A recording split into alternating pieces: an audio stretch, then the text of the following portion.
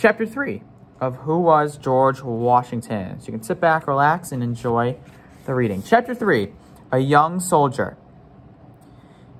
It was the early 1750s. For some time, France and England had been fighting over land in the Ohio River Valley. The problem was simple. Both countries wanted to control it. The French built many forts in the area. They wanted to keep British colonists hemmed in on the East Coast. George Washington was set to deliver a warning to the French. Abandon the forts at once. The French ignored the message. Still, the trip was an important one for George. Along with a small band of men, he traveled through 1,000 miles of wilderness. He crossed 2 ranges of mountains. He got thrown off a crude raft into an icy river. The water was so cold, his clothes froze solid. Wow, that's crazy. Yet, he made it home safely and was promoted for his bravery. He wrote a journal about his travels that appeared in newspapers. The Journal of Major George Washington made him famous. In 1754, Benjamin Franklin drew this to urge colonists to unite to fight the French. So, and that is this picture here, which later became a flag. It says, don't tread on me, or join or die. So very similar. And that was Ben Franklin. So if you remember our other reading, cross some paths. A few months later, he was sent back to the Ohio River Valley. This time, there were more than 150 men with him. They were to build a fort. The British and French were not openly at war, but when Washington's men came upon French soldiers, a shot rang out. Which side began the attack? To this day, no one knows for sure who started it. But while Washington lost none of his men, 10 French soldiers ended up dying. Among them was their leader. That was all it took to spark a real war between the French and British. Soon, 800 French soldiers, along with 400 Native American soldiers, attacked Washington's much smaller army. 100 of his men died. What choice did he have except to surrender? He and his men were not taken prisoner. Instead, they had to abandon their fort and return home. For George, the defeat was a big blow. All his life, he was concerned about his image. He wanted to appear brave, honorable. To surrender was embarrassing, yet once again he was praised for his leadership. His career as a soldier was taking off. Next, he became the aide of the British general in charge of chasing out the French from the Ohio Valley. Up to now, Washington had led American soldiers. Now, he was to serve alongside the tough, fearsome redcoats. This was the nickname for soldiers in the British Army because of the bright red coats they wore. The general assembled a mighty force of 2,000 men to attack one of the largest French forts. In Europe, enemy armies met face to face in open fields. Line after line of troops would march straight toward one another, firing cannons and muskets. Washington warned the British general that fighting was done differently in America. The enemy would come at the redcoats from all sides. The French and Indians would attack from the woods. They would stay hidden behind trees and rocks. So here's a picture of a typical fight in Europe, a typical battle in Europe versus a typical battle in America. And it's a lot different. In Europe, it used to be like just lines of people firing at each other, but in America, people were hidden behind trees and bushes, and it's a lot different of a war and of battles. The general refused to listen. The redcoats were to attack as they had been trained to. The result was a crushing disaster for the British. Soldiers on horseback were mowed down by hidden French and Native American forces. Soon, hundreds of redcoats lay dead. As for Washington, 4 musket shots tore through his coat. His hat was shot off his head.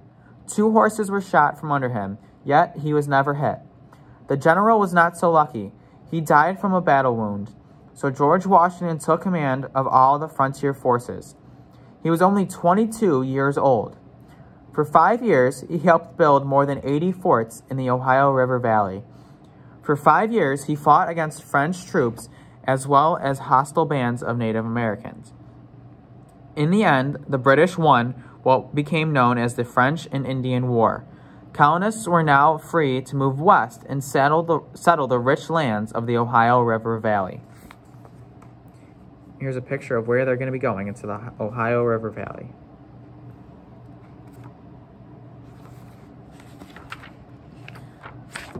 Chapter 4, Country Life. George had seen enough of war. He gave up his command and returned to Virginia. His brother Lawrence's wife had died. She had no living children, so Mount Vernon now belonged to George. He intended to live there peacefully for the rest of his life. At a dance, George met a very rich young widow with 2 young children. Her name was Martha Custis. She was short and plump with a warm smile. She knew the same people George knew. They both wanted the same kind of country life. In all ways, it was a good match. I have found an agreeable partner, he wrote to a friend. On January 6, 1759, they were married. They both were 27 years old. Although never wildly in love, there was a strong bond between them. Martha called George old man or papa. Sadly, they had no children together, but he doted upon little Patsy and her older brother, Jackie.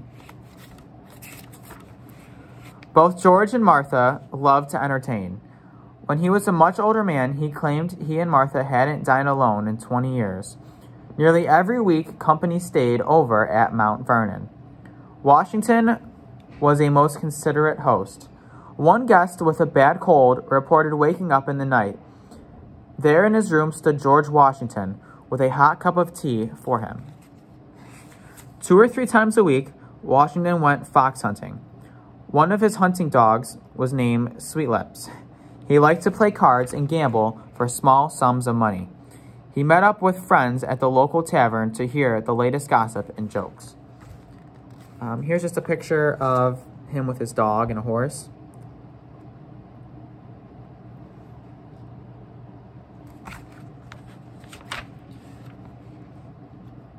Alright, so he'd met up with friends at the local tavern to hear the latest gossip and jokes. But running a large farm was serious business. It took up almost all his time. Washington rose early and had tea and pancakes with honey for breakfast. The pancakes were cut into small slices, which made it easier for him to eat. Then he would get on his horse and cover all 4 corners of his farmland. He helped drive the cattle and mend fences. At first, the farm raised and sold tobacco. Tobacco was difficult to grow, even though Washington experimented with ways to improve his crop. Later on, he switched to growing wheat and built a mill to turn the wheat into flour. Wheat was much easier to grow, and he could sell it locally, whereas most of the tobacco was shipped to England. Here's a picture of his barn and how he used it to basically treat the wheat. So like the horses were on the 2nd floor and they would walk around, and then on the bottom floor was the wheat, and it would like turn it all over. Kind of cool. There were no grocery stores or clothing stores in the Virginia countryside. Expensive things like carriages and fancy clothes were shipped over from England. Almost everything else was grown or made on the farm. Linen for clothes was spun and woven there. Wool came from Mount Vernon sheep. At Mount Vernon, there were many people to feed and clothe. Between them, George and Martha owned as many as 300 slaves. Like other rich farmers in the South, Washington had slaves grow his crops and work his fields. Later in life, he began to see slavery for what it was: evil, cruel, and unjust. But for a long time, he accepted slavery as just the way things were. He was neither a very harsh nor a very kind master. During his 15 years as a farmer, George Washington was also an elected member of Virginia's House of Burgesses. The Burgesses were men who met in Williamsburg. It was the capital of the colony then. They voted on local issues. Even though the 13 colonies belonged to England, they each had some form of self-government. As long as the king and parliament, the government in England, acted in the colonists' interests, it was a pretty good arrangement. Most colonists were proud to be British subjects. Then, in the 1760s, the situation changed.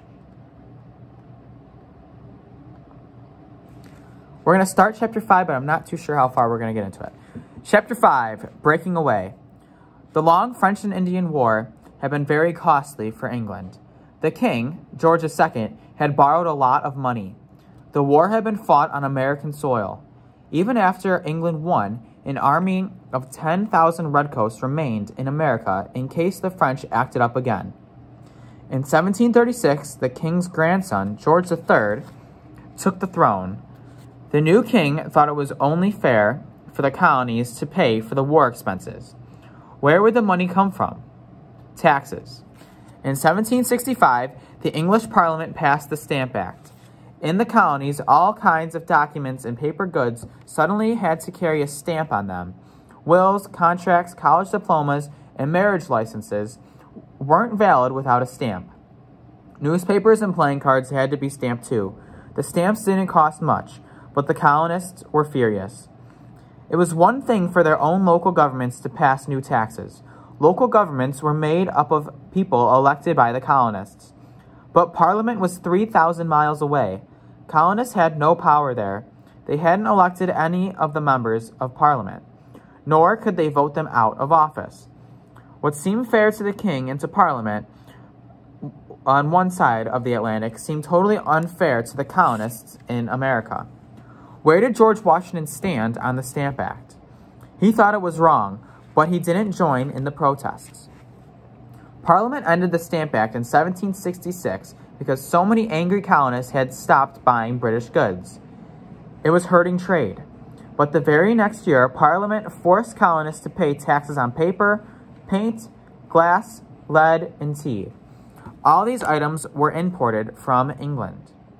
Once again, protests in America brought about the repeal, the end of the taxes, all except for one tax, the tax on tea.